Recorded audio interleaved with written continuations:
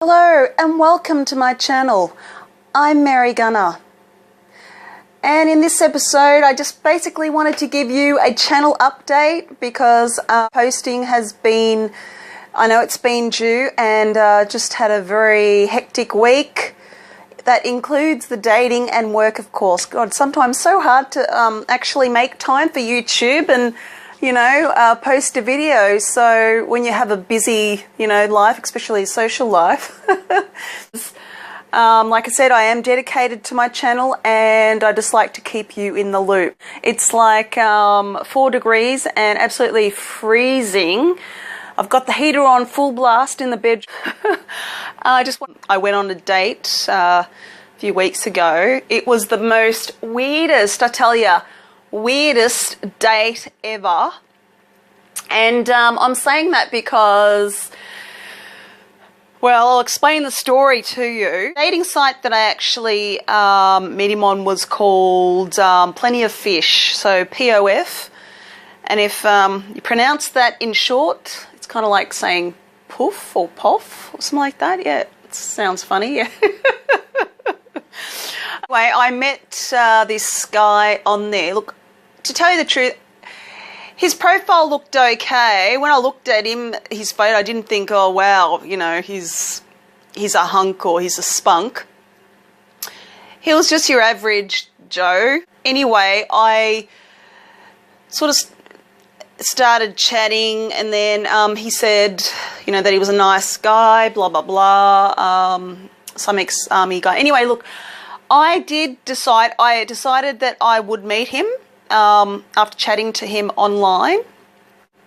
When I met him in person, his photo, I kid you not, was like 15 years. He would have been 15 years, at least 15 years younger, or he looked so young in the photo. And then when I saw him, I thought, oh boy, you look a little different. I mean, your body looks a lot wimpier, and you look like your photo, but obviously an aged version. I shouldn't be laughing, but why do men do that? I mean, don't they not know that when if they don't put the true photo, they don't represent themselves, that you're not going to be...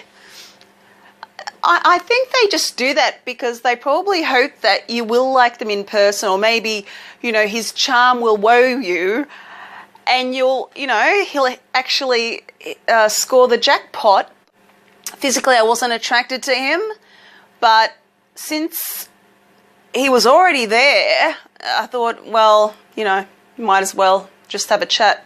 So anyway, this venue was quite empty. It wasn't busy at all. Down the back on these comfortable couches, and just started chatting, and he said it was like some ex-stuntman or something for Channel 10, and he said he did that long time ago. And I was just saying how in my younger days I used to do just a little bit of modelling, and when I was skinny, of course, because now I'm a plump size 12. Not that I'm ashamed of that, but I guess that's your average Australian size. I just chatted and just told him what I do for work and what he does, and he said he's some army guy, and he said he's got a really bad knee or something. So not only was he old, but he had a really, really bad knee. So yeah. As I was just sort of talking to him, engaging him into the conversation, this blonde lady, she walked past and she smiled. She looked at him, she looked at me, and she smiled, and I thought, oh, why is she smiling for? And I told the date, and I said, this woman's smiling at us. I said, perhaps she wants a threesome or something. I don't know. Not that it was heading down the romantic sense, but me, I always crack a joke. This woman, this blonde chick, she walked past again, and she was smiling. Like, you should have seen the smirk on her face. Like, it was like a grin from ear to ear. I'm thinking, what the hell is she smiling at? What, she hasn't seen a guy and a girl talk before in a venue? because I think where we were sitting was kind of, there was a door, but you go into another entrance and there's actually another bar. So there's another big room, like it's quite big. So that's where everyone was heading, and they could see us chatting. And then she came back again, and she was like, she was looking and smiling. She's like, oh, I just wanted to tell you that you two make a lovely couple.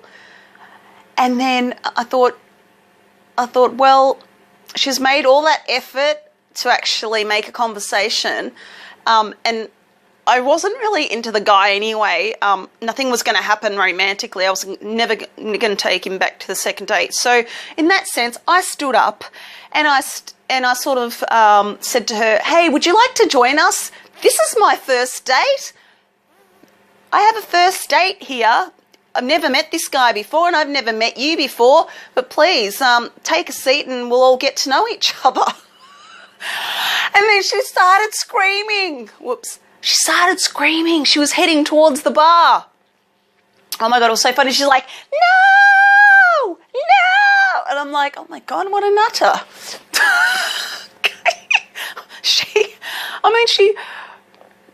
She kept smiling after all that, and then it was a no. But no, she did come back eventually, and we were just having a laugh, with the date. She did come back, and she did say that, she said it again. She goes, you two look like a lovely couple.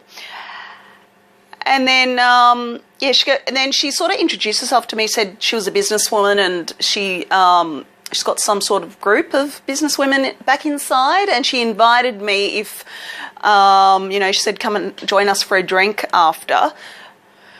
And I said, yeah, I will after the date finishes. This other guy as well, like after she went back in, this guy came out, and he said, he sort of looked at the date and he looked at me and he was like, lucky man.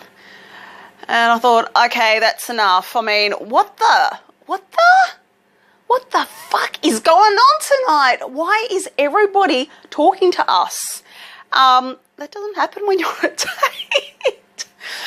And there was a group of people at the pool table. They were looking, and it was kind of like, I felt like I was making a kind of a, I don't know, people were staring, maybe because I was engaging with the people that were kind of commenting. I wasn't interested, because otherwise I wouldn't have invited a total stranger to come into a conversation like for a first date. That's pretty rude. So the poor date said he had a headache and he had to go. I know, I shouldn't laugh.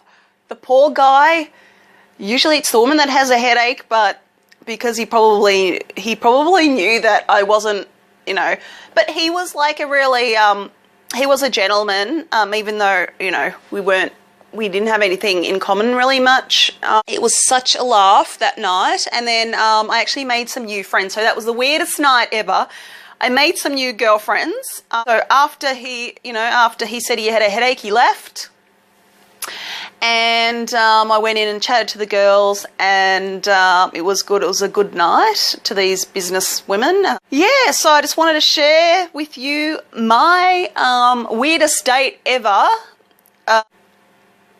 If you've got any suggestions as well on what videos I should make, drop them in the Dropbox below.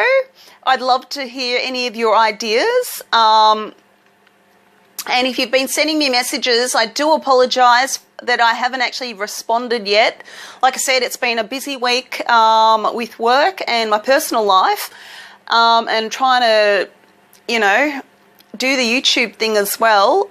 It is a real sort of demand for your time. Yeah, so God. So there you go. And if you're not a subscriber, please do subscribe to the channel. Don't miss out on any of the videos. Till next time, thanks for watching, and that's a cut. Bye.